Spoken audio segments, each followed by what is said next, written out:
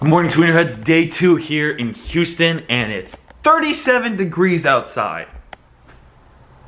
It's 37 degrees in Houston, Texas. I am not looking forward to being a hitting partner today. No, I'm kidding. I'm actually very excited to be a hitting partner today.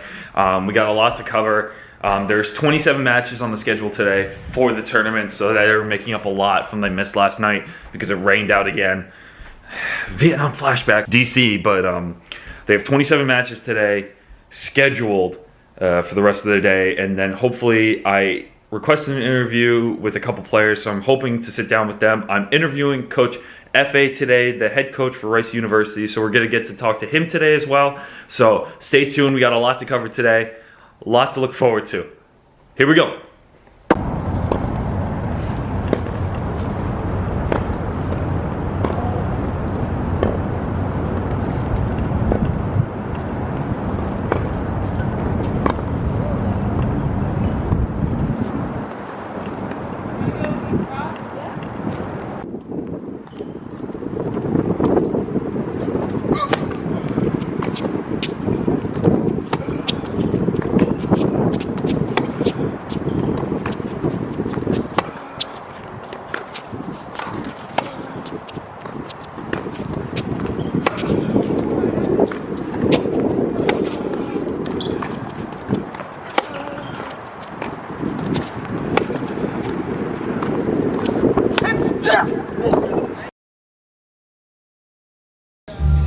Stop this. Oh, they're separate. There's a pattern here somewhere. There's a pattern. What am I looking at? There's a pattern. Is it? You making a snowflake? It is. Oh, cold. it is. It is cold outside. That's awesome. Look at that guy. Did he look at the same? Dude, go back.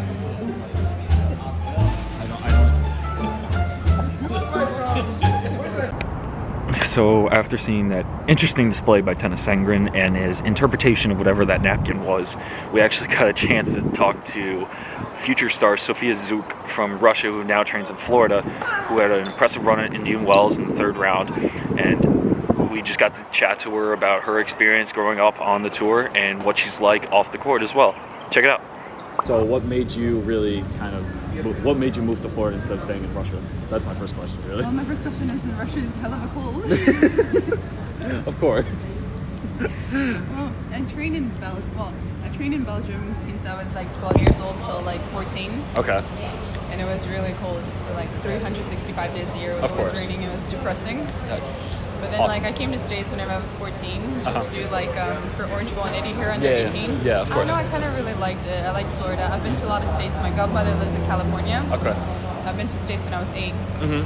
So I don't know, I kind of liked it. Then I came back again at 15 and I decided to stay. So whenever I turned 15, I stayed Just full time. kind of I more kind of liked convenient it, for and I it. said I'm not even moving. Like I'm not going anywhere. Yeah, you said you had an interview a while back during the Indian Wells that you like kind of got accustomed to the American culture. Yeah. Like, was that just really easy for you, or? I mean, it's easy to understand like American culture for me. Sometimes like I have my friends that I was growing up with. Mm-hmm. Sometimes like I keep in touch. They're Russian.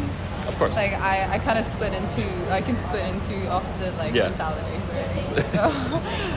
So yeah. Did you really have any? What's the word I'm looking for? Idols growing up, because you have so many Russian stars that came up through the ranks. Maria won her first one at 16. What was your process of going pro, and who did you idolize, really? Well, first of all, I like playing tennis.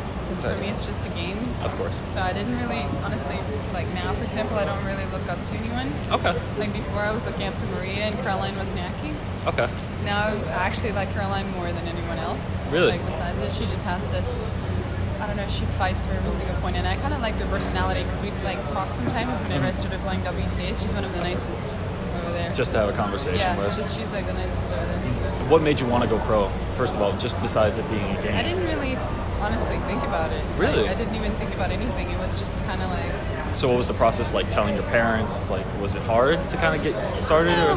no, because my parents knew from the beginning. Yeah. Because they wanted, like, they understood that Yeah. I was playing tennis, and they were like, she doesn't really talks about doing something else in tennis, so they already understood that I want to go to the end. What's different about you that most people wouldn't really know just by looking at you? or seeing you on TV?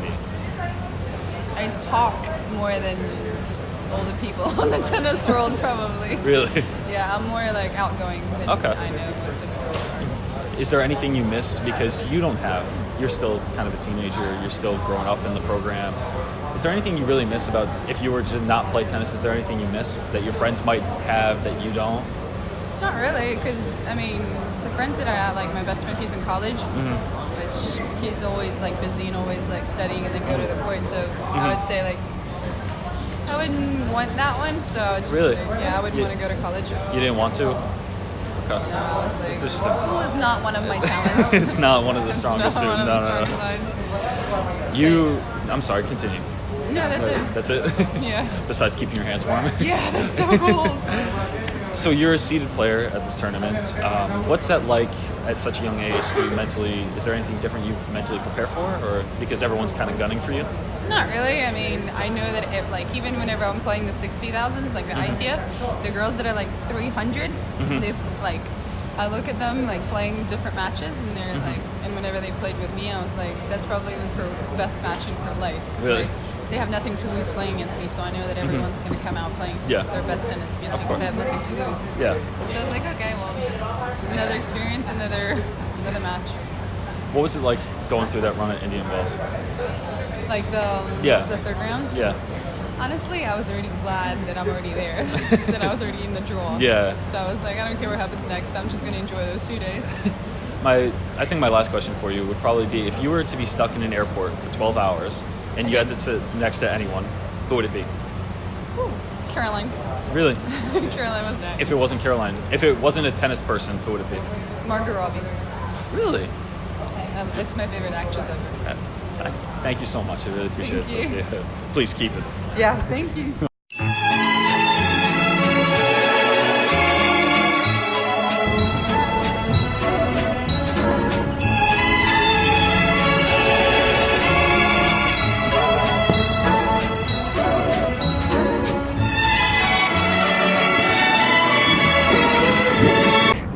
I think one thing that people should really look at these tournaments is there's not that much distraction around, so when you get the chance to watch tennis, you can really focus on the game, because I think when you go to bigger tournaments, there's a lot going on, there's a lot to see, there's a lot of attractions, and there are a lot of attractions here in Houston, but when you come to the tournament, you're primarily here to watch tennis. As a tennis fan, I think it's when you go to these small tournaments and challenges, it really helps you dissect the game and understand what these players are going through, and it's interesting to see what they do behind the scenes. I mean, if there's a local tournament in your area like this, a challenger, and there's decent players there, and maybe the top 200, I would definitely recommend going. It's a lot of fun and a lot to see. Great experience.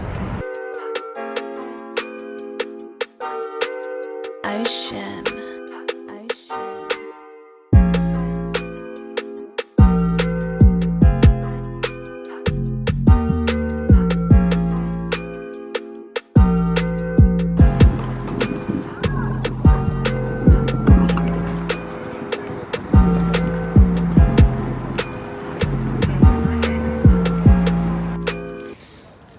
We're done for today, guys. Be sure to follow us on all our social medias, Facebook, Twitter, Instagram. Make sure to check out all those. Make sure to check us out online at tweenertennis.com if you want more behind the scenes content and articles. And I hope to see you guys tomorrow. Stay warm, because I am certainly not. See you soon.